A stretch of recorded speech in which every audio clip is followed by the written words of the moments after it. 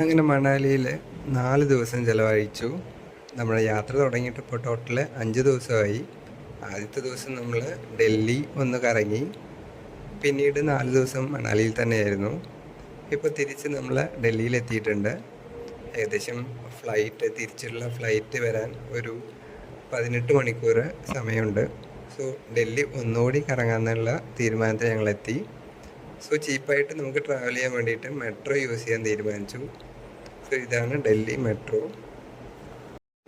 ഡൽഹിയിൽ പിന്നീട് ആദ്യം പോയത് ചാന്ദിനി ചൗക്കിലായിരുന്നു. ഏകദേശം 8 മണിയോളം ടൈം ആയിട്ടുണ്ട് ഇപ്പോൾ. സോ ഓരോ സാധനങ്ങൾ നമുക്ക് നാട്ടിലേക്ക് വേണ്ടപ്പെട്ട ആളുകൾക്ക് മേടിക്കാമെന്ന് വിചാരിച്ചിട്ടാണ് ഇങ്ങോട്ട് വന്നത്. സത്യത്തിൽ ചാന്ദിനി ചൗക്ക് ഒരുപാട് സാധനങ്ങൾ അവൈലബിൾ ആയിട്ടുള്ള മാർക്കറ്റാണ്. നമുക്ക് ഡ്രസ്സ്, പുസ്തകങ്ങൾ, പേന, പെൻസില്, മൊബൈൽ ഫോണ്, ചാർജറ്, അങ്ങനെ തണുപ്പത്ത് യൂസ് ചെയ്യുന്ന സാധനങ്ങൾ, ബാഗ്, ബെഡ്ഷീറ്റ്, പിന്നെ വീട്ടിലെ അടുക്കളയ്ക്കുള്ള സാധനങ്ങൾ, പാത്രം, ചട്ടി, അങ്ങനെ എല്ലാ സംഭവവും അവൈലബിൾ ആയിട്ടുള്ള ഒരു മാർക്കറ്റാണ് ഇവിടെ.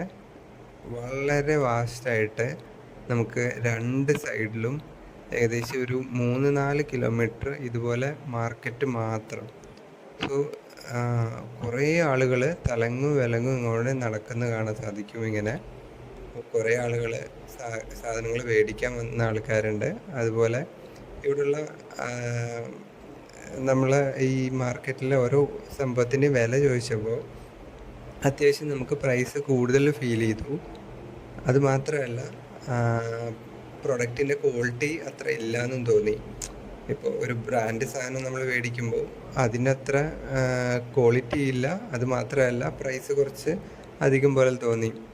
സോ ഞാൻ വിചാരിച്ചു 1-2 ഷോപ്പിൻ്റെ പ്രശ്നമാണെന്ന് വിചാരിച്ചു. അങ്ങനെ കുറേ ഷോപ്പിൽ നമ്മൾ കയറിയപ്പോൾ മനസ്സിലായി, നമുക്ക് ഭാഷ അറിഞ്ഞില്ലെങ്കിൽ ഇവർ തോന്നുന്ന വില പറയും. നമ്മൾ എങ്ങാനും ബാർഗെയിൻ ചെയ്യുകയാണെങ്കിലും ഫിക്സഡ് പ്രൈസ് ആണെന്ന് പറയുകയും ചെയ്യും. സോ ഇവിടെ ബാർഗെയിനിങ് അറിയണമെങ്കിൽ നമുക്ക് ഹിന്ദി പക്കയായിട്ട് അറിഞ്ഞിരിക്കണം. അതുകൊണ്ട് തന്നെ ഞങ്ങൾക്ക് നല്ല പ്രൊഡക്റ്റ് ഒന്നും കിട്ടാത്തതുകൊണ്ട് മെല്ലെ ഒന്നും മേടിക്കണ്ട എന്നുള്ളൊരു തീരുമാനത്തിലെത്തി.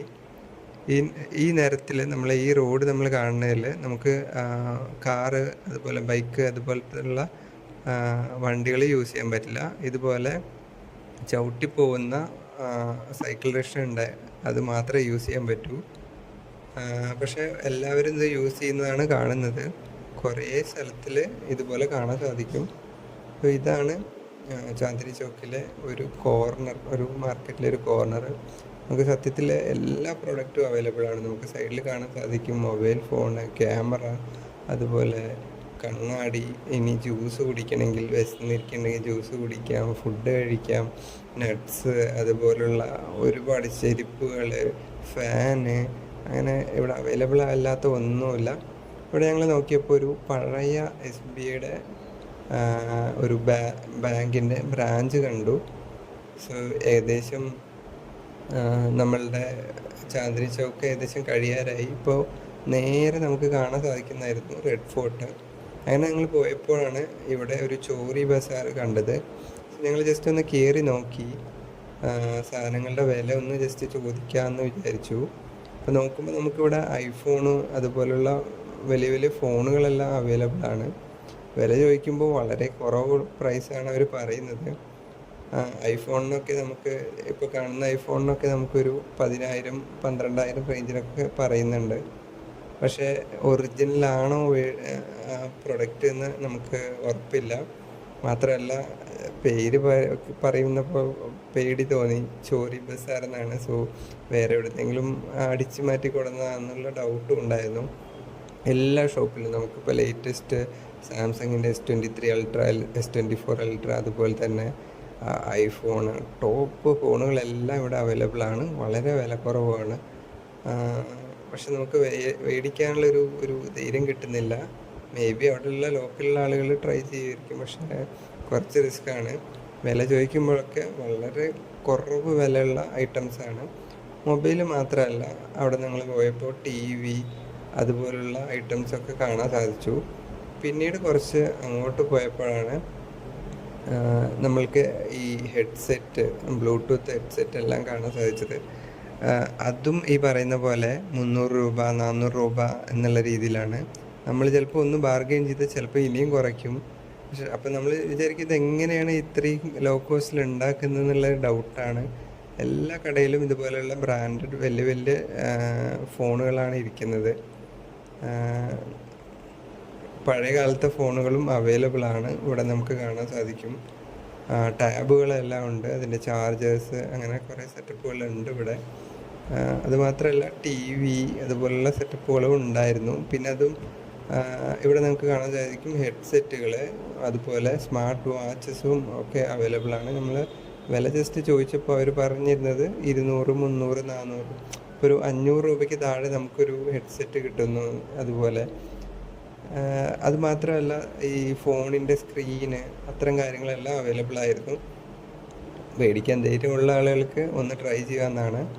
അടുത്തതായിട്ട് ഞങ്ങൾ പോയത് റെഡ് ഫോർട്ടിലേക്കാണ്. റെഡ് ഫോർട്ട് ഞങ്ങൾ അത്യാവശ്യം നടന്ന് കണ്ടു. നല്ല എന്താ പറയുക, തിരക്കുള്ള സമയത്താണ് നമ്മൾ പോയത്. റെഡ് ഫോർട്ടിൽ എൻട്രൻസിന് ഫീസൊന്നുമില്ല, ജസ്റ്റ് ഫ്രണ്ടിൽ പോയിട്ട് ജസ്റ്റ് കാണാൻ മാത്രമാണെങ്കിൽ നമുക്കിതിൽ എക്സ്ട്രാ പൈസ ഒന്നും കൊടുക്കേണ്ട ആവശ്യമില്ല. സോ റെഡ് ഫോർട്ടിൽ നമ്മൾ ജസ്റ്റ് നടന്ന് ഫ്രണ്ടിലോട്ട് പോയി. ഓഗസ്റ്റ് 15-നെല്ലാം പ്രൈം മിനിസ്റ്റർ ഇവിടെ വന്നിട്ട് നമ്മളെ ഇന്ത്യ റെപ്രസെൻറ്റ് ചെയ്ത് സംസാരിക്കുന്നതൊക്കെ നമ്മൾ ടി വിയിലൂടെ കാണാൻ സാധിക്കാറുണ്ട്. സോ നമുക്ക് പരിചയമുള്ള ഒരു സംഭവം തന്നെയാണ്. നമുക്ക് കൂടുതലും കണ്ടിട്ടുള്ള, എപ്പോഴും ടി വിയിൽ കാണാറുള്ള ഒരു സംഭവം തന്നെയാണ്. സോ വലിയ പുതുമയൊന്നും ഫീൽ ചെയ്തില്ല. നേരിട്ട് കാണുമ്പോൾ ഉള്ള ഒരു കൗതുകം ഉണ്ടായിരുന്നു. ഇവിടെ ഞങ്ങൾ നോക്കുമ്പോൾ ഒരു ഹിന്ദി ചേട്ടൻ അതിൻ്റെ ഒരു കൈവരിയിൽ നിന്നിട്ട് ഫോട്ടോയ്ക്ക് പോസ് ചെയ്യുന്നുണ്ടായിരുന്നു. അതിൻ്റെ ഉള്ളിലേക്ക് കുറച്ചൊരു കുണ്ട ഏരിയയാണ്, വീണ് കഴിഞ്ഞാൽ ഭയങ്കര ബുദ്ധിമുട്ടായിരിക്കും. സോ ഇതായിരുന്നു ഞങ്ങൾ ഡൽഹിയിൽ അവസാനം കണ്ട സ്ഥലം.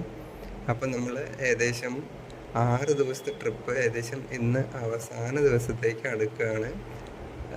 മണാലിയിൽ നിന്ന് വന്നെത്തിയതിന് ശേഷം ഡൽഹിയും കുറച്ച് നേരം കണ്ടിട്ട് ഇന്ന് ഏകദേശം ഒരു 4 മണിക്ക് ഞാൻ റൂമിലേക്ക് പോയി. പിറ്റേ ദിവസം രാവിലെ 4 മണിക്കായിരുന്നു ഫ്ലൈറ്റ് ഉള്ളത് കോയമ്പത്തൂരിലേക്ക്. സോ തിരിച്ചു പോകാനുള്ള പരിപാടിയെല്ലാം നമ്മൾ പ്ലാൻ ചെയ്തു. റെഡ് ഫോർട്ടിൻ്റെ ഫ്രണ്ടിൽ പോയിട്ട് ഒരു ഫോട്ടോ എടുത്തതിന് ശേഷം മടങ്ങാമെന്ന് വിചാരിച്ചു. ഇവിടെ നമുക്ക് നടക്കാനൊക്കെ ബുദ്ധിമുട്ടുണ്ടെങ്കിൽ ഓട്ടോറിക്ഷയൊക്കെ അവൈലബിൾ ആണ്, ചെറിയ ഓട്ടോറിക്ഷ. സോ അത് നമുക്ക് വേണമെങ്കിൽ യൂസ് ചെയ്യാം.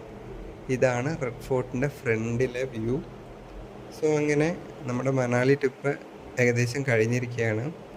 നമ്മൾ ഒരു ദിവസം ഒരു തവണ നമ്മൾ ട്രൈ ചെയ്യേണ്ട ഒരു ട്രിപ്പ് തന്നെയാണ്, വളരെ അടിപൊളിയാണ്.